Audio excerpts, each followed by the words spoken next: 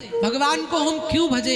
क्योंकि वह गुणों में हमसे श्रेष्ठ है। कृष्ण का जीवन उठा के देख लो, कितना धैर्य है उनके जीवन में।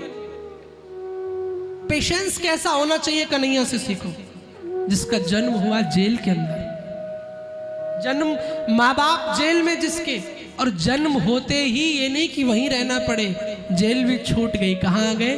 गोकुल में। गोकुल में 6 दिन के हुए तो पूतना मारने आ गए। और यहीं पर कहानी खत्म नहीं हुई, थोड़ा सा 11 वर्ष के हुए तो गोकुल भी छूट गया। मथुरा आ गए, मथुरा भी छूट गई। द्वारिका चले गए, द्वारिका भी महाभारत के युद्ध के समय छूट गई। हस्तिनापुर आ गए, इतना कुछ छूटा। उसके बाद भी धैर्य कैसा, जब भी बंसी बजाते हैं तो मुस्कुरा करके बजाते हैं। ये धैर्य कन्हैया से सीखो ना।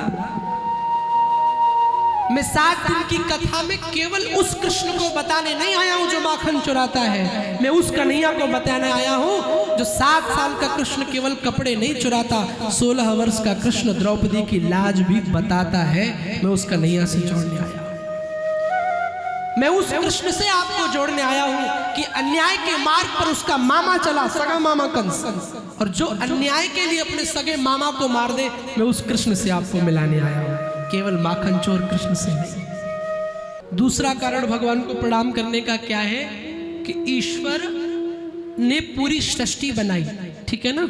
ये जल देवता, वरुण देवता, अग्नि देवता सब ईश्वर के हैं, और इस सृष्टि का हम उपयोग करते हैं। क्या करते हैं? पानी लेते हैं, बिजली लेते हैं सूर्य देवता से, परमानेंट लाइट, है ना। बोलो, जब हम किसी से कुछ लेते हैं तो उसका टैक्स देते हैं। क्या कभी सूरज देवता को कोई टैक्स दिया? हा? क्या कभी चंद्रमा को कोई टैक्स दिया? तो बोलो, हम उसके कर्जदार हुए कि नहीं हुए? और हमेशा जिसके हम कर्जदार होते हैं उसके आगे हम नतमस्तक ही होते हैं। तो हम भगवान के कर्जदार भी हैं, इसलिए भी प्रणाम करते हैं। और तीसरा कारण ये है कि वो मेरा ईश्वर है, उसने मुझे बनाया है, मैं इसलिए उसको प्रणाम करता हूँ। और अगर कोई पूछे कहाँ लिखा कि उसने तुम्हें बनाया, तो कह देना ये कहाँ पे लिखा है 4 और 4 8 होते हैं। तो कोई कहेगा मेरे गुरुजी ने बताया, तो बोले गुरुजी को बताओ वो कहाँ पढ़े, वो कहेंगे मेरे गुरुजी ने। ऐसे तुम भी कह देना कि ईश्वर ने मुझे बनाया, ये मेरे व्यास जी ने कहा, व्यास जी को भागवत जी ने कहा, भागवत व्यास जी ने कही, और व्यास जी को नारद जी ने कहा। ईश्वर को इसलिए भी प्रणाम करते हैं। सच्चिदानंद रूपाय, भगवान कैसा है? सच्चित और आनंद, उसके जैसा आनंद दुनिया में आपको मिलने वाला नहीं है। हाँ, ये संसार आपको आनंद नहीं दे पाएगा। आप सोचो आनंद संसार दे दे, कभी भी देने वाला नहीं। हा?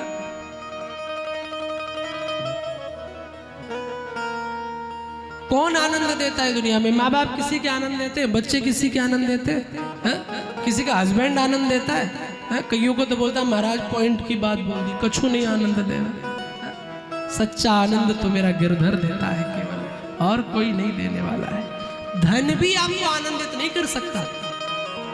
3 चीजें जीवन में आपका दिमाग खराब कर देती है। पहला, यौवन, जब आप यंग होते हैं तो आप फिर किसी की सुनते नहीं है, थोड़ा जिम विम कर लिया तब तो। दूसरा, धन, धन से पूछा कि तेरी स्थिति क्या है, गति क्या है? धन ने कहा मैं नमक की तरह हूं, अगर मात्रा में लोगे तो स्वाद बढ़िया बना रहेगा, और मात्रा से अधिक ले लिया तो जीवन का स्वाद बिगाड़ के रख देगा। इसलिए धन भी अधिक आपको आनंदित नहीं कर सकता है।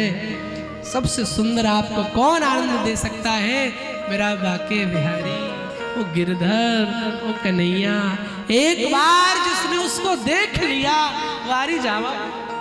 बाके बिहारी को करीब से देखा है, सब कुछ भूल जाओ एक बार उनको देखने के बाद।